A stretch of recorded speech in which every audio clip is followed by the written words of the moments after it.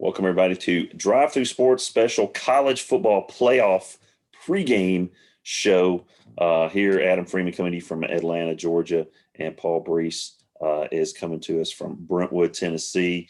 We are about 20 minutes away from the kickoff of the college football playoff. We're going to give you our thoughts on that. We're also going to reflect on what was a wild card weekend in the NFL. We're going to talk about some coaching changes and some new possible broadcast avenues for the NFL and maybe another market that they need to tap into. Brees, what do you want to start with tonight? Well, it's twofold up here at Brentwood. It's snowy. Listen, for those people that don't know what a Tennessee snow is, anything you see wet flake, that's when people freak out. We were in the freak out mode today. We canceled school for it. And, hey, you know what? There's maybe a possibility of a day 2 snow out tomorrow. And listen, I thought that we alluded to earlier that this whole virtual thing was the death of the snow day. That the snow I will its last hurrah. The Bill Hall snowbird days are over, we thought. I did think that there's a reason why. There are some students that do come into the building, and so they cannot provide, obviously, transportation. And so that is still how we're clinging on to the snow days. So you're saying that because this handful of students can't make it in due to the bad roads, that if they can't make it in and they're coming in because that's the only way that they can get an education, because they don't have internet or they can't do a virtual. So y'all basically were unfettered today as teachers in Williamson County. Is that what you're telling me? Well, I don't want to say that. We're always working hard, but let me just briefly. I know we're trying to wrap this up as quick as we can. We got a big game. Let me tell you how the communicating of snow days has evolved, right? And I'm sure you can jump on this bandwagon as well. Oh yeah. You know, when we were growing up, it was up to ourselves and our parents to get up, look outside, and then all of a sudden we would have to turn on the local news to see a snowbird, to see something, to cross our fingers and see that our school or our county was going to close, right? Right. Well, you had a different, because you were in private school, so you didn't even know. So you had to look at the ticker, right? Because I had to look at the ticker. I couldn't see the map. Yes. Yeah, right. So for me, like as a kid growing up in Williamson County, the best thing that I could see was when I look at that map of Tennessee and Bill Hall's got all the counties. Dude, I need to see Williamson County snowed out, baby. And everybody in Tennessee that's ever seen a snowbird episode knows exactly what I'm talking about. You want to see that snowbird in your county, brother. And you probably prayed all night when you saw that first flake. And that's a rite of passage to me. The snowbird days. So those were special. Well, let me quickly tell you how this all played out today, Adam. As obviously, you know, I wasn't expecting snow. It was our first day back from remote in person. 5 o'clock phone call. The phone call, right? The phone call tree from the county. We're talking AM. We're talking AM. 5 a.m. in the morning. Students were going to be 2 hours late today.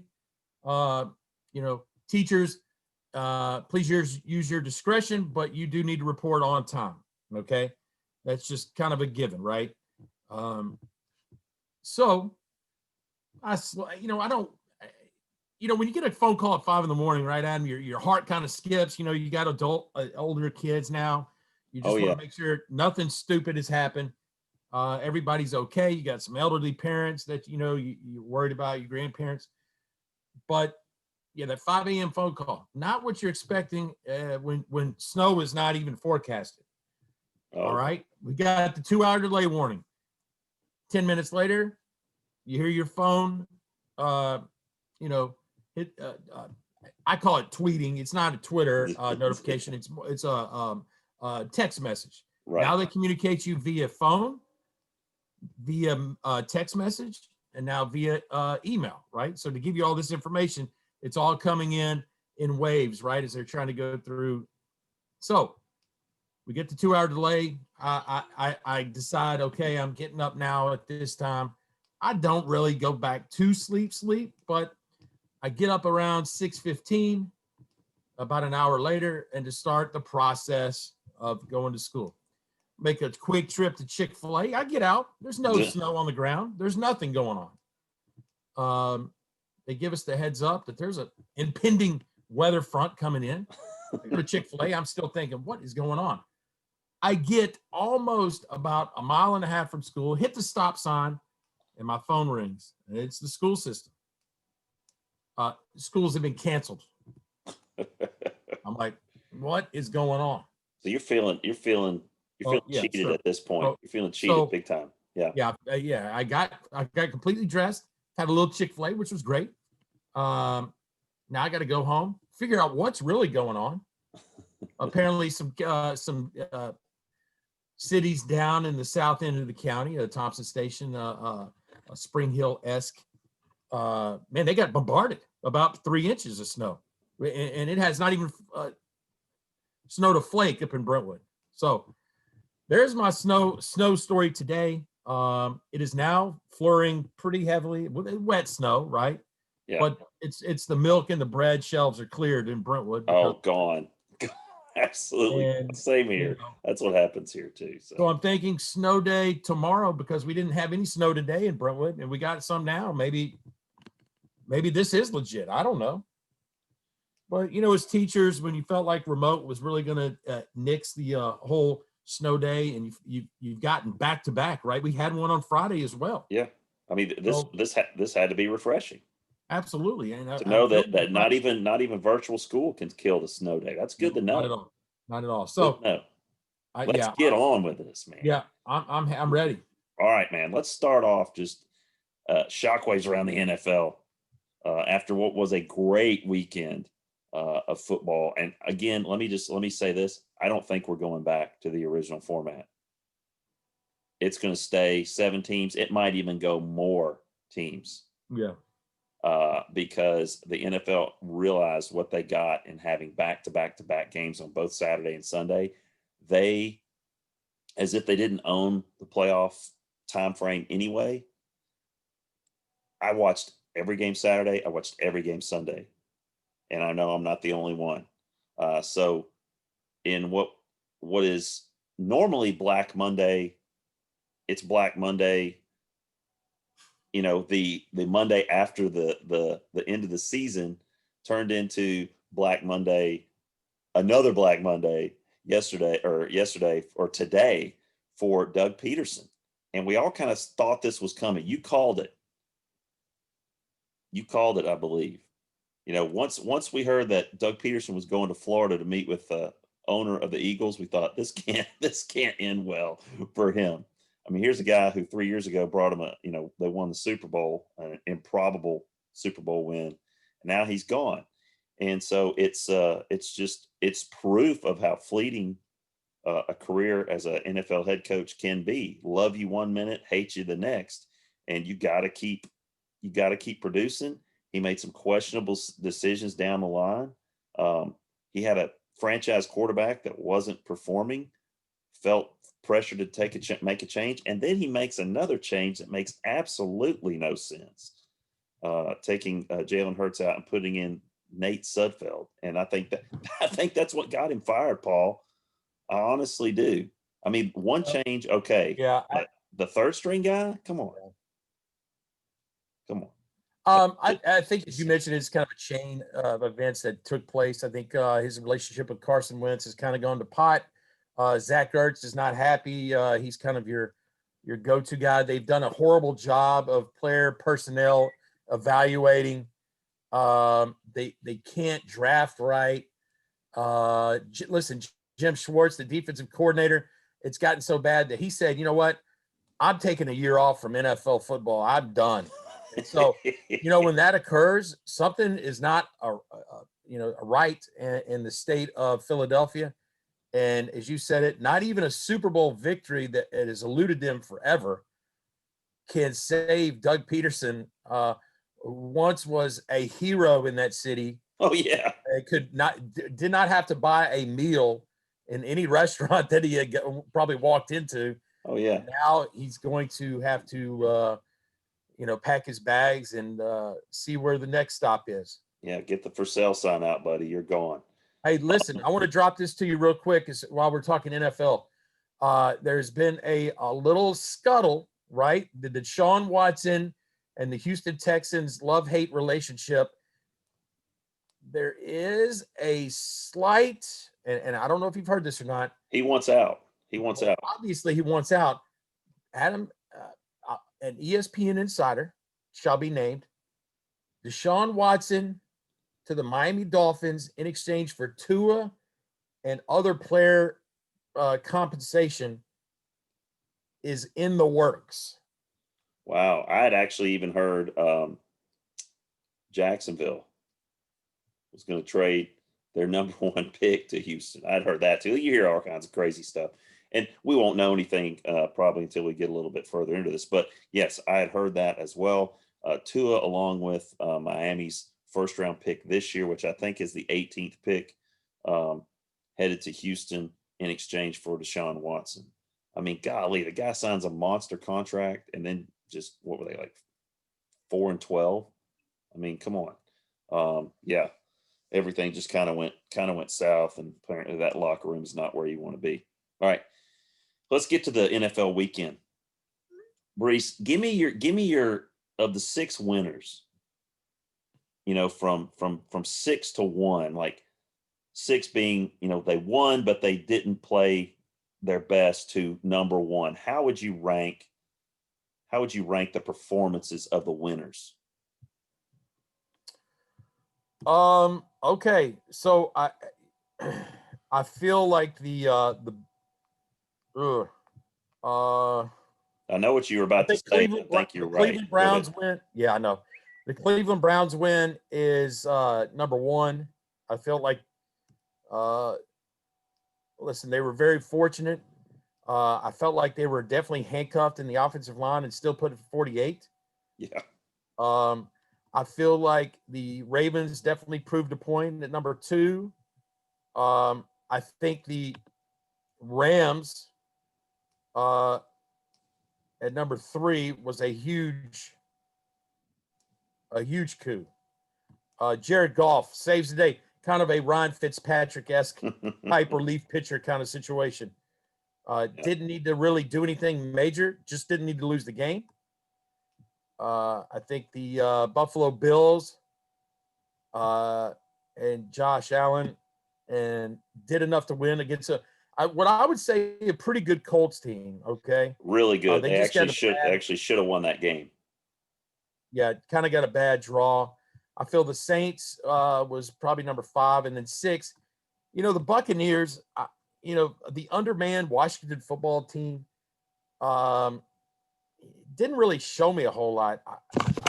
I was a little disappointed. I feel like they're going to have their hands full next week, but we'll see. Listen, keep your eye on the Browns, man. I'm not sure if they can pull it off, but who knows? Well, I will agree with you on number 1. I think the best performance of the weekend was by far the Cleveland Browns. I mean, they came out and blew the doors off the Steelers. There was some time there in the third quarter when you thought, okay, Pittsburgh's gonna come back from this. It was like 35-23, and then they just couldn't convert and had to punt it away. Cleveland scored, and then it was pretty much over after that. But I think Cleveland is number 1. I'm going to go Rams number 2, because you look at that defense and what they did. Seattle doesn't lose at home in the playoffs. They just don't. I think they won 12 or 13 straight. I think that game all turned on the pick 6 that Russell Wilson threw. So I think the Rams surprised a lot of people with their defense. They're going to have their hands full at Green Bay next week. And I feel like, at number 3, it's kind of a toss up. I feel like it was New Orleans for me because that game was really never. I mean, their defense and Chicago's offense was so bad, and it was because of New Orleans' defense. And I just feel like with New Orleans finally getting Breeze, Kamara, and Thomas on the field in the same game, I feel like that made the difference. And that game was never really. Never really in jeopardy of losing that game. I think number 4 for me, I'm going to say number 4 is probably Tampa for me, because it's kind of 3 and 4 were you could flip those around. I think that game was never really in jeopardy. I felt like they kind of had control of that pretty much. And I'm going to put Baltimore at number 5.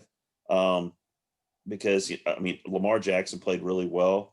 But other than that, I mean, if you give up 20, if you can only score 20 points against the Titans defense, I mean, and think about this, there were a couple times there. I mean, think about if they can tackle him instead of let him run for 48 yards, I think they can win that game. If they force them to punt right there, because it was like 3rd and 9. I think if they could force a punt right there and stop him, I think that changes the whole game.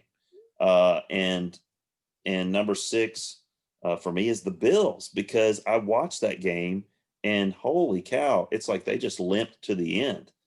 And I mean, that was in doubt, till the very end. I think all of Bills Mafia is just glad that they won and can live to fight another day. And that's what it's all about in the end, is just, can you survive and advance, just like the NCAA tournament? And if you can do that, then you're moving on. So I think we're going to have another great divisional round this weekend. I just hate that the Titans aren't in it, but God, they just offensively, they were just anemic, just terrible. So anyway, that's the way I would rank them moving forward. All right, let's talk about tonight's game, Paul. Obviously there's a little bit of a vested interest on my part. I mean, starting quarterback for the Ohio State Buckeyes, Justin Fields. He's a Harrison High School graduate. I got to watch him play, for two and a half seasons. He got hurt halfway through his senior year. And he's just dynamic. He's a dynamic playmaker, dynamic athlete. He's a big kid. He's like 6'4", 225. He can run. He's got a rocket arm. And he's got some weapons, and he's got a running back in Trey Sermon, who also went to Sprayberry High School in Cobb County. So he's a Cobb County product as well. So those two guys, and I think Justin had a lot to do with getting him to Ohio State from Oklahoma. And so, there's a little bit of a hometown connection there for me. So I'm going to be rooting for Ohio State. And I think they could pull the upset. This will be a pretty big upset, don't you think, Paul, if Ohio State wins this game? Yeah, I think so. I think your guy, Justin Fields, does not need to make mistakes. I think Bama defense is not what Bama defense of, of previous years, right, has been. But, we've seen the tale of two sides of Justin Fields, right? The Clemson Justin Fields and the Northwestern Amazing. Justin Fields, where you're just like, don't throw 3 interceptions, okay? Here's the thing about Justin Fields. Trey Sermon. Yeah.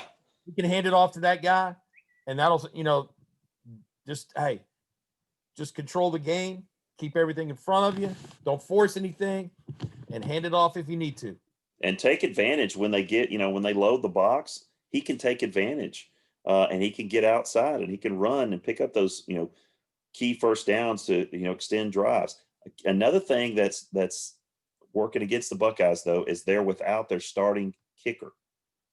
Hallbill has contact trace for COVID, so he's not playing tonight. So their starting kicker tonight is a true freshman. Did not know if you were aware of that. Well, I do know this. Penn State just went 3 and out. I'm sorry, Penn State. Oh my goodness. Ohio State just went 3 and out. And they're checking on Sermon on the sidelines. Well, that is not good. Which is not a good sign. If you're a Buckeye fan, that is not good. Here's the thing about this game. I believe if I Well, feel hey, like Ohio State's got to score at least 35 points to win this game. yeah, absolutely. Absolutely. Hey, I want to give a shout out. Two former Grassland Generals are playing with your friend Justin Fields on the Ohio State Buckeyes. Mitch Rossi, senior. I call him listen, this guy's playing D1 football, right? Yeah. Ended up being a preferred walk-on. Think he earned a scholarship. Plays a lot of special teams. Good for him. And then backup offensive lineman Max Ray, both Grassland Generals in middle school, now playing tonight in the big game. Wow. So there you go. I know your guy is definitely got the limelight, but I thought I'd throw my two middle school guys in there that are playing for Ohio State tonight. Well, that's awesome. That's awesome. What's interesting too on the Alabama side, I mean, Mac Jones. Wow, good grief. Devontae Smith is so good. Alabama, Mac Jones originally committed to Kentucky. I don't know a whole lot of people know that. He was a 4-star coming out of Jacksonville. And he originally committed to Kentucky and then, of course, flipped. So, be interested to see how much action Waddle gets. I know he was a game time decision. But, I think Ohio State's they can't turn the ball over. They got to establish a running game. The fact that Sermon is on the sidelines right now is not a. He's actually walking back to the sign. locker room. Adam, I don't know if you are looking at it, but he's walking back in the locker room. That's not good. Not good. That's like as a Titans fan seeing Derrick Henry walk back to the locker room.